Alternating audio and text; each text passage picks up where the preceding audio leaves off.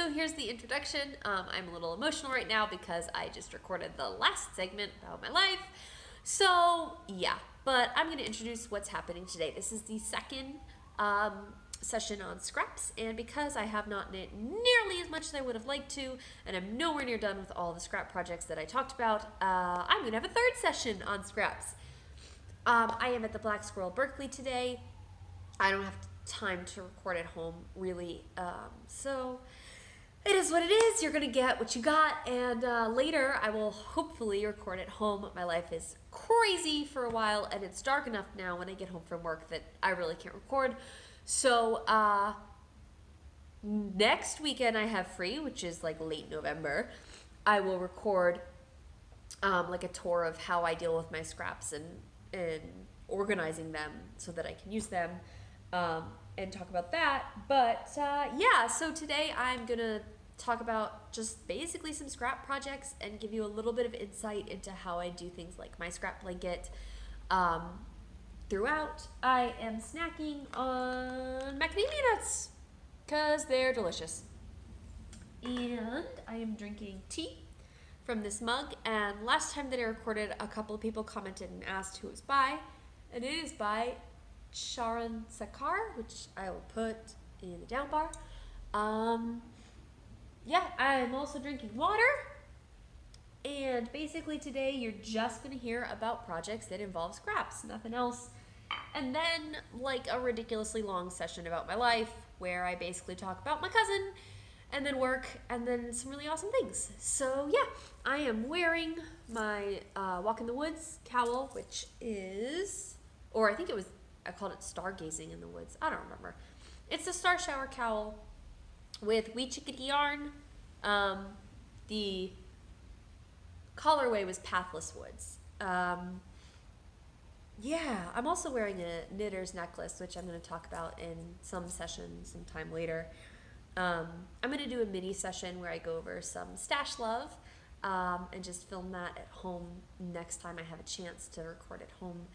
And it's also going to include a little bit of giveaway. So yeah, that is pretty much all I have in introductions. I can't think of anything else I have to say. The lighting's a little bit different here because normally when I come in, I record before the shop opens, but I'm here on Saturday. Usually I come in on Sunday.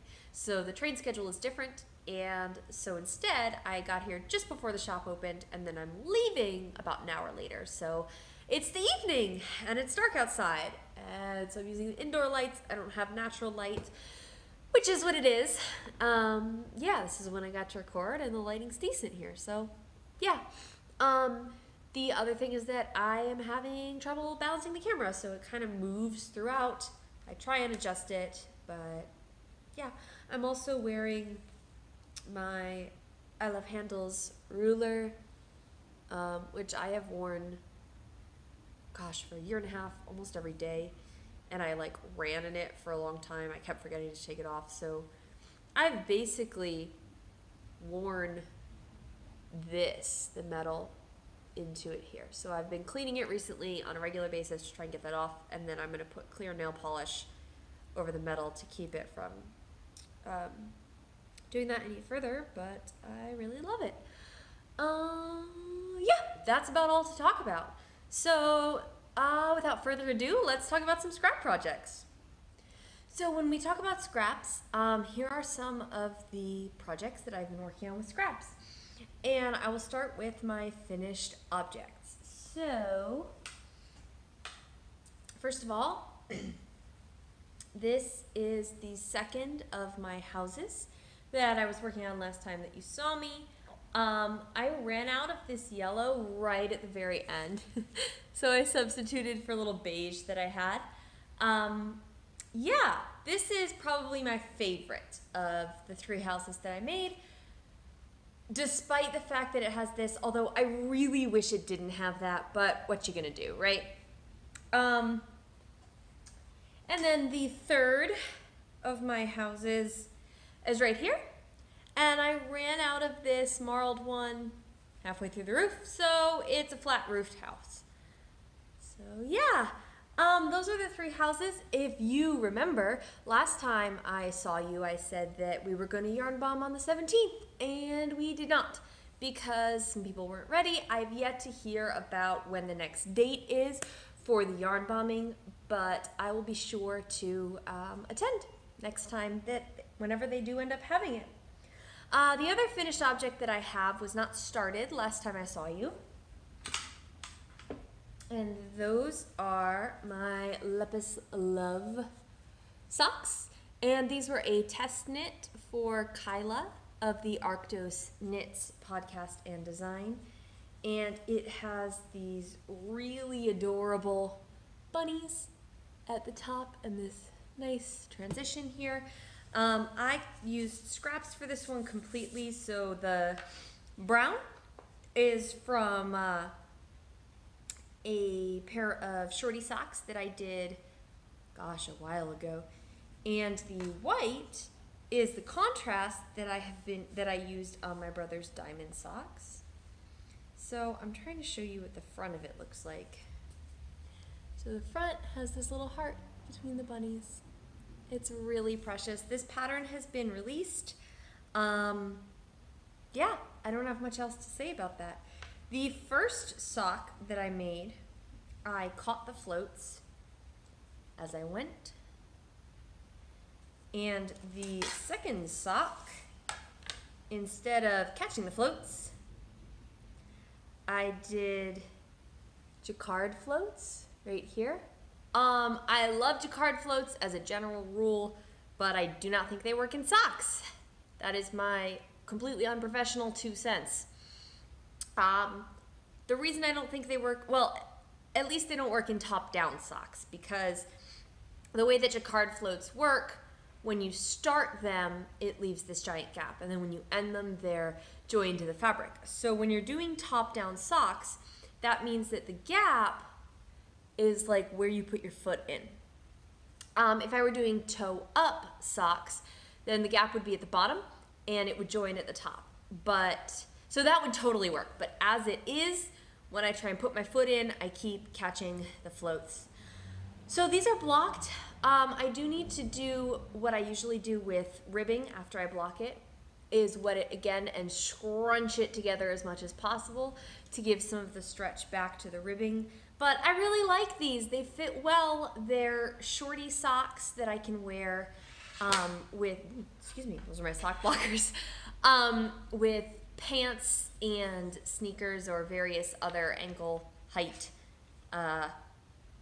shoes, and so they'll sort of peek out when I sit down or something like that. Yeah, I'm really happy with those. The pattern was very well written, as usual, and you should definitely check it out. Kyla is an amazing designer, and I am jealous. So yeah, those are the only finished objects that I have in terms of scraps.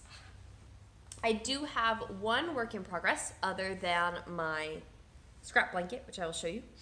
And that work in progress is my, oh goodness, Peaky Cat socks. And here they are. Now, last time that you saw these, I said I was going to be using the yellow and like a beige as the contrast color.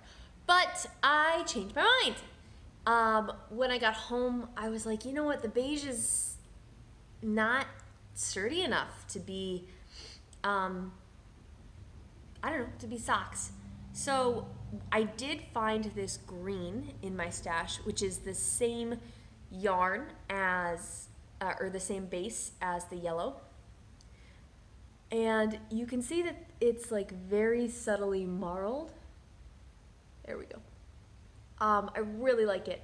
This green I used for a test knit for, oh goodness, Arbor Twist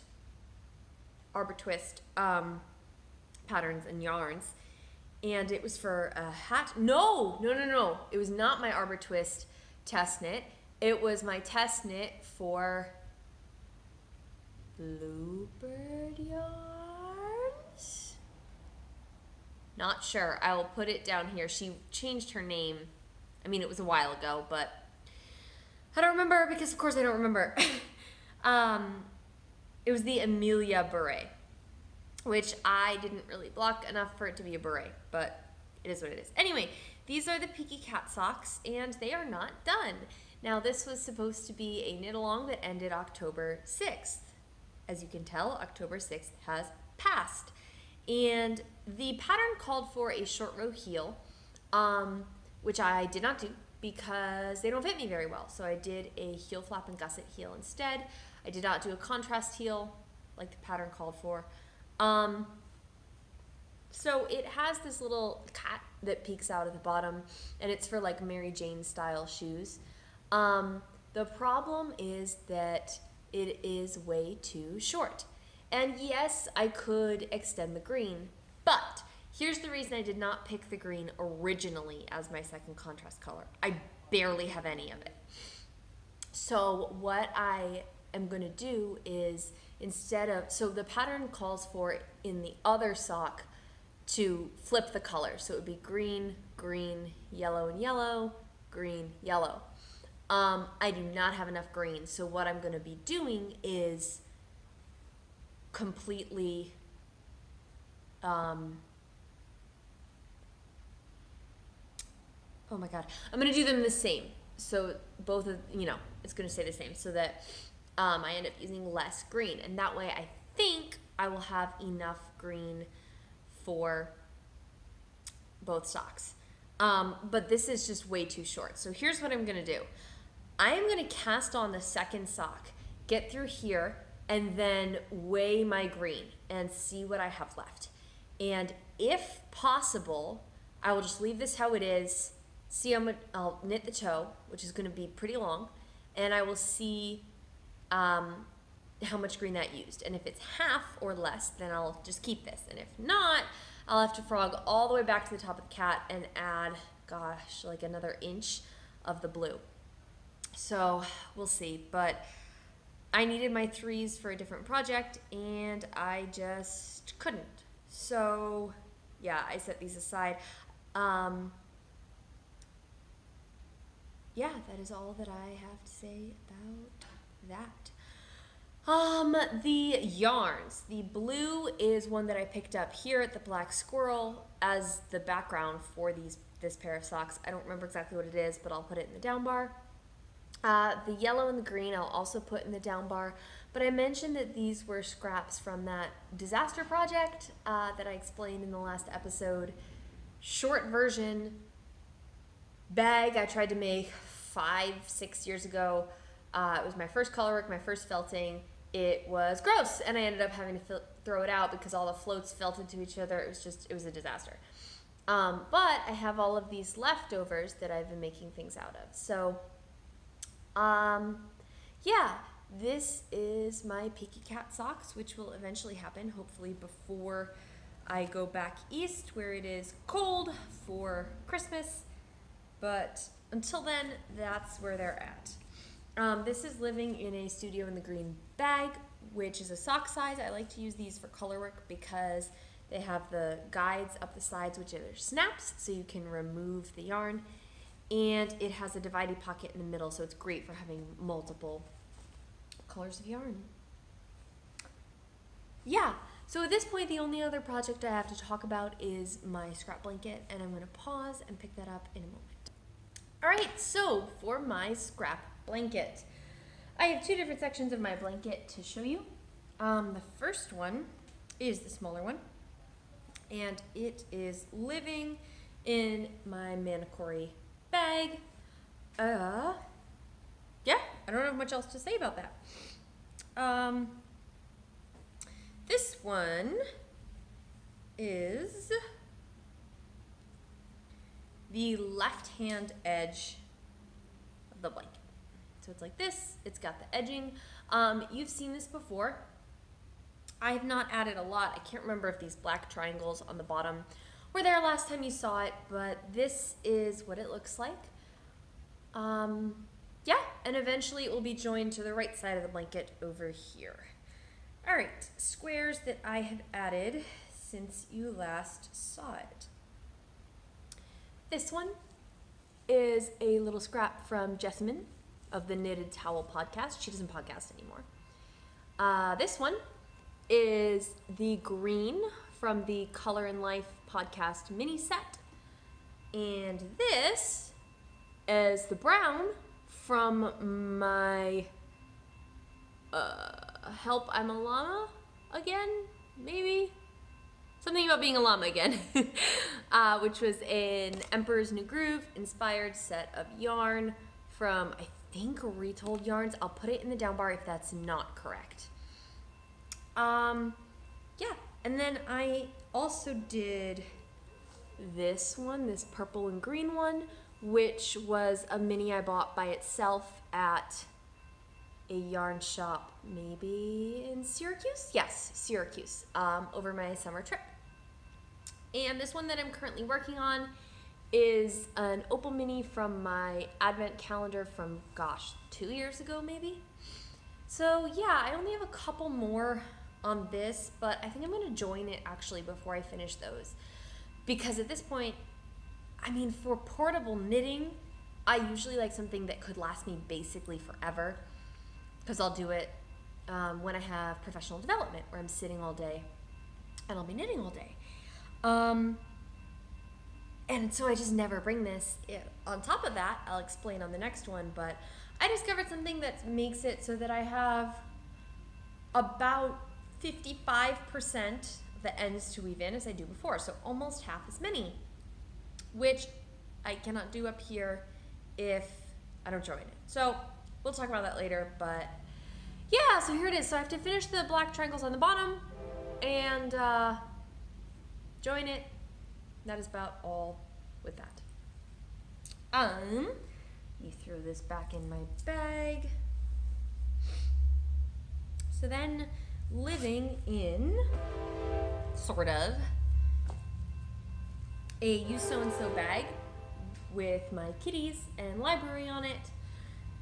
And it's a double pocketed bag. Oh, and it has some pins. It has a little meeple and one that says start something.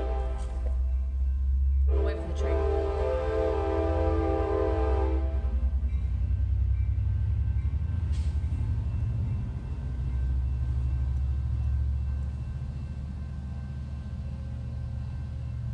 All right, I think it's done with the horn. So I'm just gonna keep going. So the two pins are a little meeple and one that says start something. And this is a double pouched bag. So the bigger pouch holds the blanket, and both pouches have pockets. So the bigger pouch holds the blanket and my planned scraps that are going in next. And the smaller pouch holds notions, so like scissors and stitch markers, and the yarns that I've already done that I have not yet weighed, and you know, lotion and things like that. So it also holds this little notebook, and the point of this is for me to explain how I use scraps. So here's what I have. I have in the notebook a little chart, and the squares are numbered, and the way that I do this blanket is I plan out maybe a dozen squares at once. I'll lay the blanket down and place the squares out, move them around. So I will insert a picture of my current plan here. And so what I'll do is I'll write on the top, I have a list with, this is not gonna focus, is it? I have a list with all of the numbers, and then next to it I have the yarn. And I obsessively weigh yarn. So some of the minis say that they're 10 grams or 20 grams or 5 grams or whatever it is. And I just know what those are. So I don't write the weight here if that's the case. And if it's a part of my stash where it's like a scrap from a previous project, I will already have in my Ravelry stash what the weight is, and so I won't write it down. But if it's something like, I don't even have it, it's at home. So Heather of the Earl Grey Fiber Company, who is a really good friend of mine. She had a couple of scraps that she was gonna just throw out or put in the, at the Black Squirrel, there's like a communal yarn thing for people that need to learn knitting and don't have yarn or whatever. And she was gonna put it in there, and she asked me if I wanted the scraps. And I said, sure, but I had no idea how much they weigh. So if I don't know how much it weighs, I will write the weight next to wherever I put the name. Because then after I put it in my blanket, I will weigh it again so that I know how many grams I actually used in the square. And I will add that to my project page so that I can keep track of the yardage that I've knit, because I am obsessive like that. So, I'm not actually going to talk about what I do with the scraps after this today. I don't have time for that. Life is crazy. Talk about that later. But yeah, so in the bigger pouch, I have, of course, the blanket. And it basically does not fit in this. When I am working on the blanket, I actually don't even use the bag. I take it, the blanket and the yarn that I'm using out of the bag, and I use my yarn bowl. My yarn bowl I mostly use for small bits of yarn, especially ones that are rolled into balls and not center pull cakes. So I use this a lot with my scrap blanket. Excuse me. Yeah, so here is the big section of the blanket. You can see that this is a lot bigger. Over here, I have the right side of the blanket, and then over here is where I will eventually join it to the left side by doing a square here and build up from there. So you can see, maybe you can't see because it's folding in, but I've done quite a few squares here. And I tried something with 5 or 6 squares in the middle where instead of doing the 2 rows of black, cutting it, and then building the square, I did like the 2 rows of black for like 5 squares at once. So I picked up here, and then just kept going. Picked up, pick up, pick up, pick up, pick up, pick up, and then all the way back. And I've been wanting to try this for a while, but I've been worried about what it will look like, and I decided, you know what, the blanket is gonna be big enough that if I do this for 5 squares and see what it looks like, and it doesn't look super great, it is so not the end of the world, nobody's really gonna notice it. So I was like, all right, I'll try it. If it works, it works. If not, I tried it. So I tried it, and it worked excellently. Yeah, you can't really tell. And there's no difference at all. So, and actually, it kind of looks better. So that saves me a lot of ends. Because instead of having 4 ends per square, only the side 2, there's only one that has 4 ends, and that's where the black started and ended. And all the rest of them only have 2 ends. So that saves me a lot of end weaving in. Right now, what I'm working on with this is weaving in the ends. With the other one, I'm just going to finish that square that I started, weave in all the ends, and then it will be ready for joining. Now, I don't weave in the ends of the squares that I haven't picked up from yet until I pick up from them.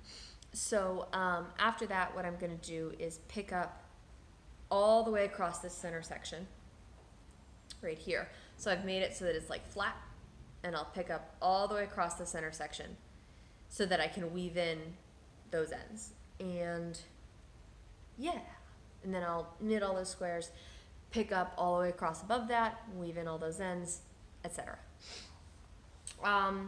So the reason that I'm not going to finish this one is because A, I'm not super using it as a portable project anymore anyway, and what I'm going to do is join it here and then start picking up across between it and this. Now, of course, the bottom one is just going to be 1, and then 2, and then 3, 4, 5, 6, 7. But hey, it's still fewer ends than finishing it up over there. What else do I have to say about that? A couple of these squares have way more ends than they really should. Like this one was self-striping, and I got sick of waiting for the stripe, so I just pulled out a huge section and then kept knitting. And that's a lot of ends. Ugh. I had one square that had 4 places where I did that, so 8 extra ends. I wanted to shoot myself. Yeah, I don't have a lot else to say about that. So let's go over the squares that I have added since you saw this last.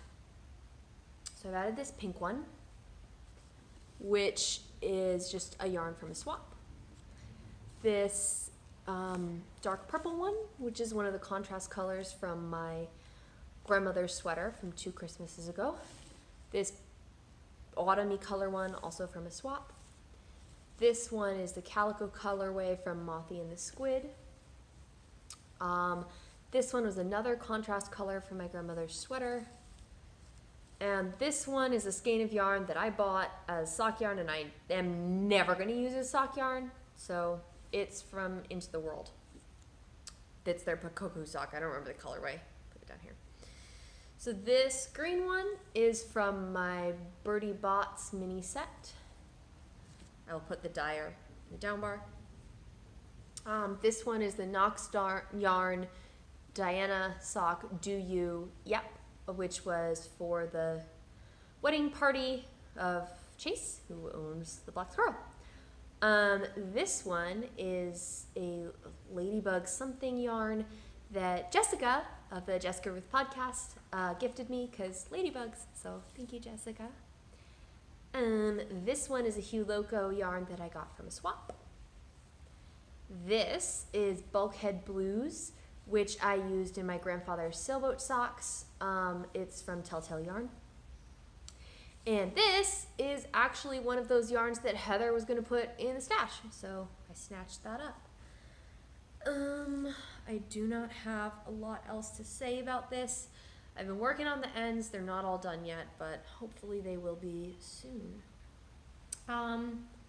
I did one of the black triangles at the bottom. It's actually, God, it's in here somewhere. It's this one. And all the other triangles I knit with Cascade Heritage, and then the one right under the blue, I knit with something else, whatever my current black is. It actually looks a little bit different, which kind of bothers me, and I might end up ripping it out. But then it's like, what I'm gonna do, buy another Cascade Heritage? I have so much black yarn. Like, maybe I'll see if I can use this up in the little bits, like all the way up the blanket, and then buy Cascade Heritage. But that feels kind of annoying. I don't really want to wait. Maybe I'll do that and see if I do use it up. And if I do, I'll get Cascade Heritage. Whoa, the camera's weird. I don't know. Thoughts, opinions, whatever. Yeah, so that's all about my blanket. And I'm going to move on to life stuff. So my life. As you know, if you saw the last podcast, I went to take care of my cousin. I did a live story on Instagram about this, but the short-ish version is while I was there. So it was my cousin, Dennis, and who was 71, I believe. First cousin once removed, which means technically he's my mom's cousin. And his son, David, who would be my second cousin. And then David's daughter, who would be my second cousin once removed. And yeah, so basically what happened is I landed and Dennis was, oh my God. Dennis was essentially comatose. He was asleep and he never woke up. So my other first cousin once removed, my mom's cousin, Nancy, was there, and Nancy's been a staple in my life for as long as I can remember. So I landed, and she was sort of ending her shift, so I had about 20 hours of overlap with her. Got to talk to her, which was good. At that point, Dennis was, and I'm asking her, okay, how do I give him meds, etc., and she was basically like, I don't even think you need to worry about that. So Nancy left, and what happened is David did not want his daughter to basically be living in that room, which is, I totally understand that. It was Dennis's apartment, but you know, there's a hospital bed there. It did not look great. It was very clearly a depressing place, and you know, he had a breathing machine and all of that. So what happened is at night, I would take his daughter back to their house and I would stay with her. And so the second night, I'm lying in bed with her, trying to get her to fall asleep, and David calls me and says, you know, Dennis passed away. So I, of course, had this immediate sense of guilt that I wasn't there, which is ridiculous. Like, I flew 3,000 miles across the country to be there for him, and I had been with him for like 48 hours, and I'd taken care of him, and I'd talked to him, and I'd said goodbye, and, you know, I don't know if he heard me, but... And the weekend before this, I had called him and talked to him on the phone when he was still coherent. Oh my God, I'm sorry. I promised myself I wouldn't do this.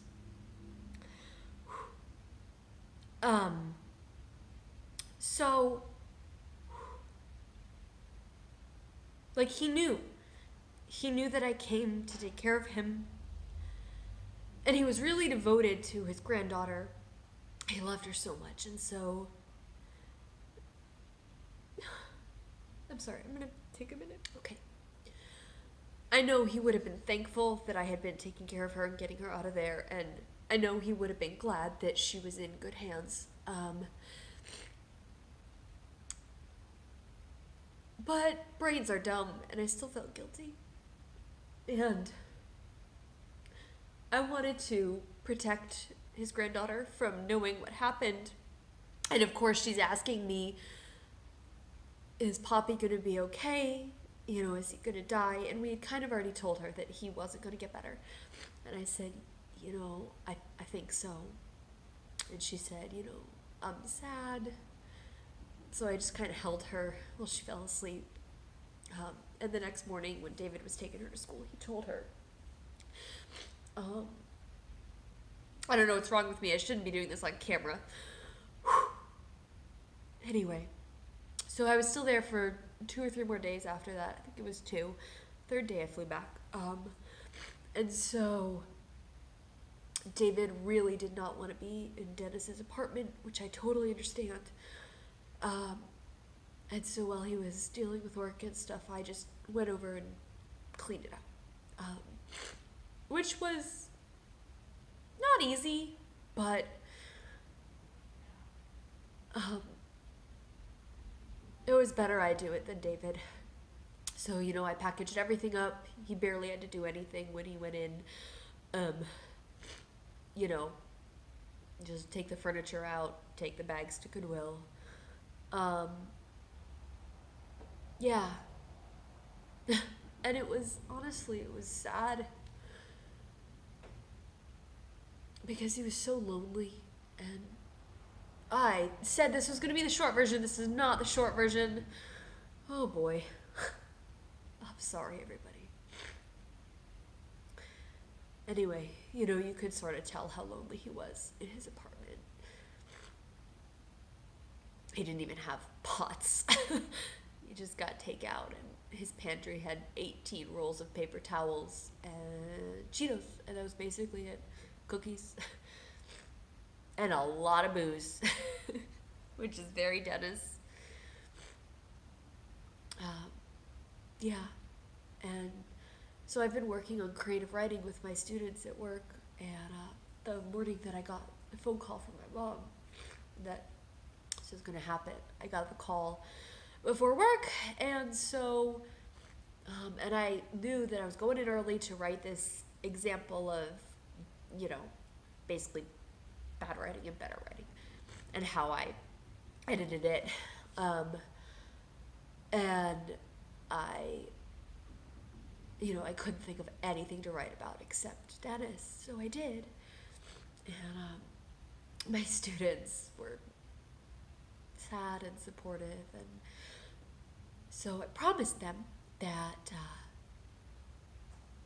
what I would do is, for the rest of my examples, I would write about my cousin.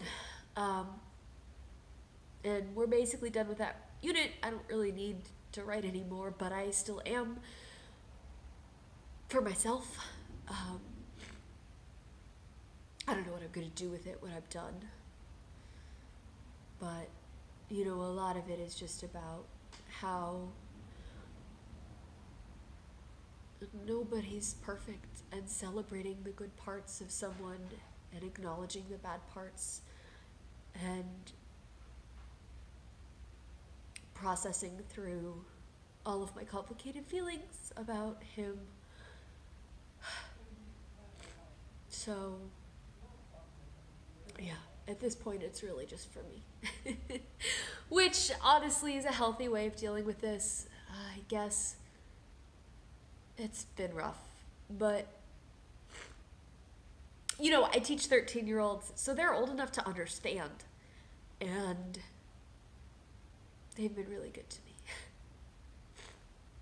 And my job is nuts. I've been basically doing double duty, and there's all of the drama, and but my kids are good. My kids are good. Yeah. Ultimately, at the end of the day, I do my job for my kids, and they're good. They're good kids. I know everybody else hates 13-year-olds, but I really love them. They give me purpose, and yeah. Anyway, not gonna go into that. So that's what's been up in my life. I have not gotten nearly as much knitting done as I would have liked because of all of this. But yeah. And now that I've poured my soul out, to which most of you probably skipped, thanks for listening, I guess. Things are looking up. Things are really looking up. We've got an email chain in my family of like all the wonderful stories about him, and it's been really cool to read. He would have wanted us to laugh and celebrate. And yeah, I've got plenty to distract me. I went to a really awesome gaming convention, which just had like a bunch of supportive people, and I made a whole bunch of friends, and it was really the first gaming convention that I didn't feel out of place. You know, was a woman, and I wasn't even remotely the only woman there. And there were people of all sorts of walks of life and demographics, and it was really diverse and inclusive, and it was really, really awesome to be there. I just felt like this was one of the only places in my life where I belonged, no matter what. And yeah, I met a lot of great friends there, and I keep in touch with them. Yeah, it's really good. And then I have a wedding, 2 weddings actually coming up, and all sorts of other events, and I've been working here, and it's just been good to have distractions and have something to do. As much as I'm really frustrated with not being able to like keep up with laundry, but my husband is good, and he's free right now a lot, so he's been doing that, supporting me, and yeah, yeah, so life is getting better. Yeah. All right, so I guess that's it for today. Thank you everybody for listening, and I hope you have wonderful days, wonderful lives, wonderful everything. I love you all. I can't tell you how freaked out and honored I am at the same time that so many people watch this. So thank you. Thank you for giving me time out of your day, and I want to hear from you guys. I cannot promise I will respond because life is crazy, but I do love when I hear about your lives too. So anyway, I love you all. Happy knitting, happy whatever it is you do, and have a fantabulous day. Bye.